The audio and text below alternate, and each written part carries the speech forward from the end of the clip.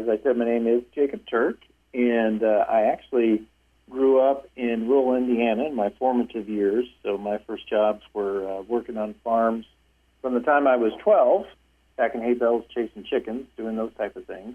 So when I'm able to get out to the counties, it's like going back home again. So I really appreciate that. I have a mechanical engineering degree, worked at the old Bendix plant for 3 years, then formed my own software company and did that for 12, and I've done several things since then.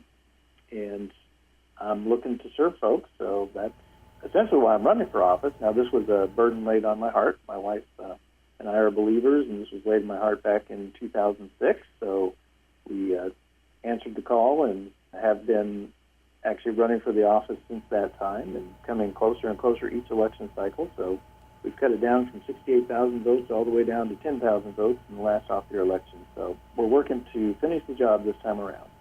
In talking to thousands upon thousands of people running for this office, one of the basic complaints I hear from people is they're just not getting the constituent services.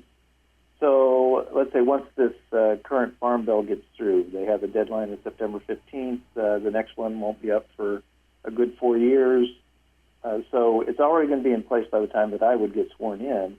But there will be issues that farmers and ranchers and others in ag will have with the farm bill, and it may be to help with filing for the subsidies, and they're kind of getting the runaround with the Department of Ag, or flood insurance or crop insurance.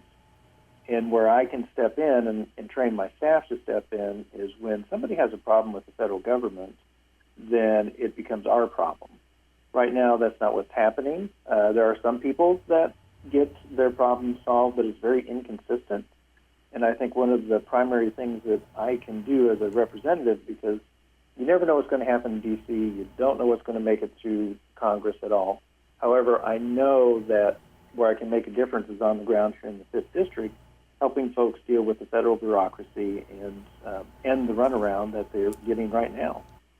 And it may not be considered a policy, but it is important. We have such a polarized atmosphere in politics, and in 14 years in Congress, Congressman Cleaver has not been able to bridge that gap.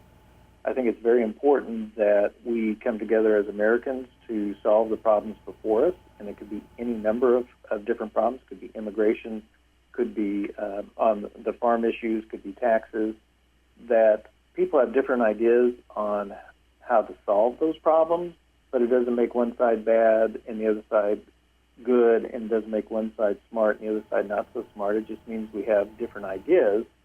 And if we're going to get things done together as Americans, we have to stop demonizing the other side. And so that's a different approach that I bring. As far as policies, I believe in strong borders and also in fixing our immigration system. I have naturalized citizens in my family, and I know what they had to go through to get their citizenship. They're proud Americans now, and there are a lot of people that would like to be proud Americans and are going about it the right way through our legal immigration system, but it's broken and needs to be fixed. And then our borders also need to be secured so that we as Americans are secure in our own homes, and that people are going through the right process to become American citizens. I have a servant's heart, and so I'm looking to bring that into the political arena to serve others. So let's say that I'm a Marine veteran, and so military veterans and active duty military, hundreds have come to me because they're having problems with their VA disability, with their VA payments, pay problems in the military, and I have to send them elsewhere because I don't have that power yet. But that's one of the ways that I can serve them, is to make sure that either their claims or their pay is taken care of. We have firefighters, police, first responders that, through no fault of their own, they get injured or they have other issues that need to be dealt with that would be done with the federal government with some of the disability payments, those type of Social Security and others that get held up in the system.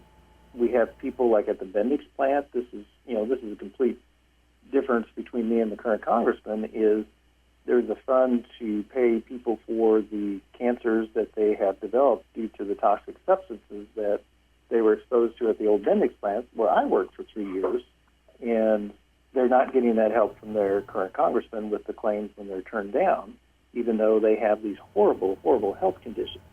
So I just think that hands-on approach is the biggest difference in how things will operate with me as congressman. Like I said, I've given you some of the policy ideas that I will pursue on Capitol Hill and try to build a consensus. But what I know I can do is to help people in the district with their federal government.